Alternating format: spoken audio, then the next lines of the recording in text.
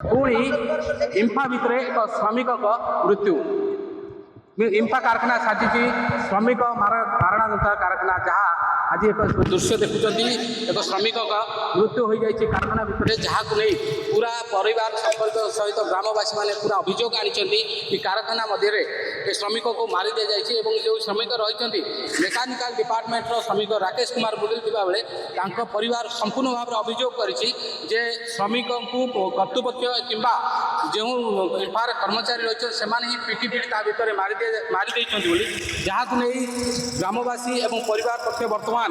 से मर शरीर को नहीं इंफा कारखाना सामने गेट सम्मुखें बर्तमान रखते मो सहयोगी कहबी जो भाव में बर्तमान देखूँ आप सीधा सड़क दृश्य जो राकेश मुदिल रही मर शरीर को इंफा गेट सम्मुखें परिवार लोक बर्तमान शुआई बर्तमान किभली मृत्यु है कहीं नहीं पूरा सन्देह रही ग्रामवासी परिवार को अभियोग रही जो भाव में दीर्घ 17 वर्ष धरी एक कर्मचारी जो इंफारे कार्यरत थे आज किभली भाव में मले जितेबाला मृत्यु है मृत्यु पर वर्तमान सुधा कौन कर्तृपक्ष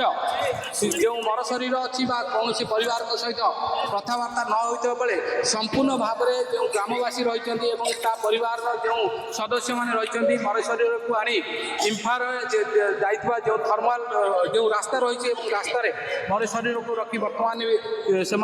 अनशन रही स्ट्राइक रही कर्तृपक्ष आसवे जो दाबी रही से दाबी जहाँ सब दाबी रही कि भाव में से युवक जन कारखाना भितर मले से मरवा पछरे वास्तविक किए दायी रही कर्तृपक्ष ना कौन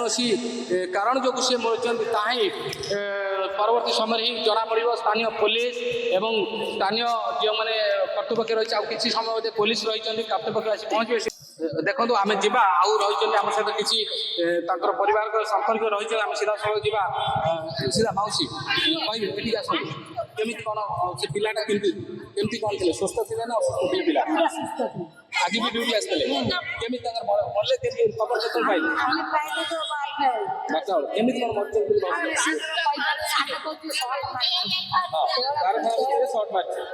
देह देखला पर जारी करते वर्तमान सुधा कारखाना कर्तृपक्ष आसिले देखो तो आम सहित आउ जड़े परिवार संपर्क अच्छा दादा सी आसी पहुँचे आम सहित आज्ञा कौन कहे केमी आप पुत्रा मृत्यु केमी है आज्ञा देखु सी भोर 6टार आसिक ड्यूटी पर रहा 17 वर्ष है कम कर सी 12टा बेलू स्टाफ कहीं कही ना 12टा बेलू सी एसआई मेडिकल पकईकि से पिलार जो सांग कम करते से सांग जड़े कहला तुम पुओ आसिक मेडिकल अच्छे तुम शीघ्र आस कौटी जाइए 12टा बेलू आम समस्त आसला बेलू से डॉक्टर ना खाली बेड देर पुओ शोची कहीं ना कंपाउंडर पुओ मल्ला मारी दि जाए कहीं भितर क्या संगे झगड़ा हो कंट्राक्ट संगे हो सुपरवाइजर संगे हो किसी जोगाजोग 5-6 घंटा होगा एपर्तंत जोगाजोग ना से सी नथिले मेडिकल कि एटी भी आम गेट घेराव कर भी आसना मर शरीर को रास्ता पर रखी रास्ता आज्ञा आपन को कौन पुलिस प्रशासन कौन आपन बुझासुझा कर कौन दाबी रही आम तो दुनिया को लेकिन चलवा ना पिलाटा रोग था कि आम घरे मर था आम कौन राज रास्ता को आसता 17 वर्ष है कम कर 150 टका कम कर मजूरी दौला आमको बेसी दुख लगे जोटा कि पिला को मारिदे मेडिकल में पकई मेडिकल वाला को 7-8 बेड्रे आम आसी पहुँचला बेलू कहीं ना भी आम एपर्तंत भेट पाइलु आम चाहूँ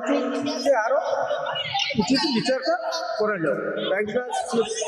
8 मास 7 मास है बह 7-8 मास बह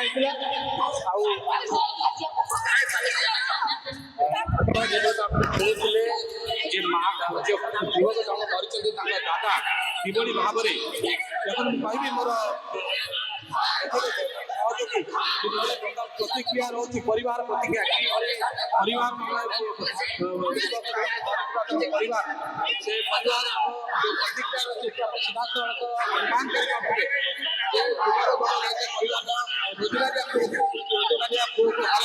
वर्तमान गेट समर्थन स्ट्राइक स्ट्राइक अनुमान कर कारखाना रही